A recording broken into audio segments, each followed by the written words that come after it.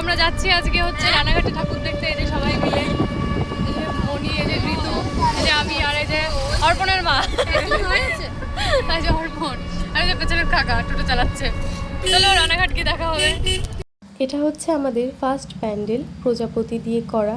তো বেশ সুন্দর। আর সামনেই দেখো এই যে একটা শিবলিঙ্গ, তো ঢুকতেই মনটা বেশ খুশি হয়ে গেল। আর এই যে এখানকার প্রতিমাটা। আর তারপর চলে এসেছি আমরা আমাদের এই সেকেন্ড প্যান্ডেলটা দেখতে। তো এটাও কিন্তু আমার বেশ ভালো লেগেছে। আশেপাশটা দেখো, খুবই সুন্দর লাগছে দেখতে। আমরা এখন একটা খুব সুন্দর একটা পুজো মণ্ডপের সামনে এসেছি। এই যে থিমটা খুব দারুণ, এটা দেখতে আমার এটা খুব ভালো লেগেছে। এখন যাই ভেতরে ঠাকুরটা দেখাই। তো এই যে এখানকার মায়ের প্রতিমাটা কি দারুণ দেখতে। পর আমাদের এই যে থার্ড প্যান্ডেল, এটা এই যে সুন্দর বেশ। আর ভেতরে হচ্ছে এই যে মায়ের প্রতিমাটা। এটা হচ্ছে আমার চতুর্থ না পঞ্চম নম্বর প্যান্ডেল, তার আগেরটা ছবি তুলিনি এই ভিডিও। এরপর এখানে একটা তাজমহলের মতন করেছিল, তো তার ভেতরের প্রতিমাটাও কিন্তু বেশ সুন্দর। তো যাই হোক, এখান থেকে ঠাকুর দেখা হয়ে গেল। এখন আমরা যাব আরও অনেক ঠাকুর দেখতে। তো সব কটা তো আর ফটো ভিডিও তোলা হয়ে ওঠে না, মাঝে মাঝে ফোন ছাড়াও একটু নিজের চোখে দেখতেও ভালো লাগে। তো সেরকম আরও অনেক ঠাকুর দেখেছি। আগের বছরও আমরা হচ্ছে অনেকজন মিলেই এসেছিলাম ঠাকুর দেখতে। তো এবছরও আমরা এসেছি সবাই মিলে, পাড়ার বউরা মেয়েরা মিলে। আর এর ভেতরটাই, এই প্যান্ডেলটাতে ঢুকতেই দেখো বেশ প্যান্ডেলটা সুন্দর করেছে বাইরে। তো ভেতরটাতে ঢুকেই দেখো এই যে সোফাগুলো রেখেছে। তো আমরা একটু হাসছিলাম যে বিয়ে বাড়ির মতন সোফা রেখেছে বসার জন্য। তো যে কারণে ওখানে ঢুকে আমরা বসে একটু ভালো করে ছবি টবি তুলে এলাম।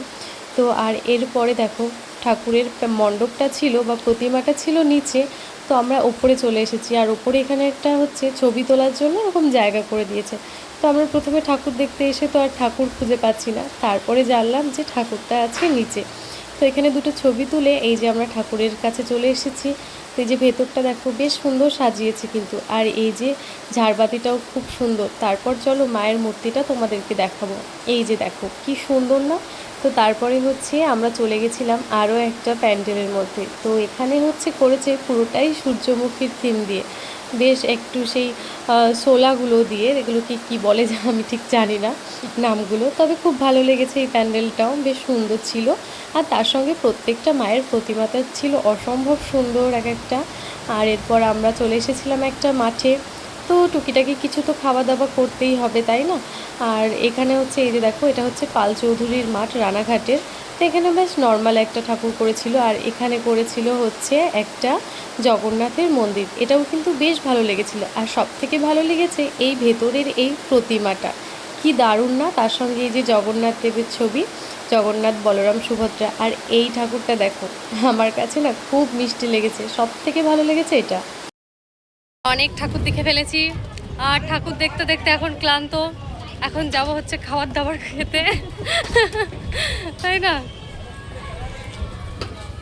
এই যে হচ্ছে মণি, কিন্তু মণির ছেলে ঘুমিয়ে পড়েছে, এখন ওর ছেলেকে দেখতে পাবে না। ওই যে অর্পণের মায়ের কোলে ঘুমোতে ঘুমোতে যাচ্ছে। তারপর হচ্ছে আমরা অনেক কিছু খাবার দাবার খেলাম, অনেক কিছু খাবার দাবার কিনলাম। আর অনেকটা সন্ধে হয়ে যাচ্ছে, তো তারপর বাড়ির দিকে পৌঁছে এলাম। তো কেমন লাগলো ভিডিওটা তোমরা জানিও।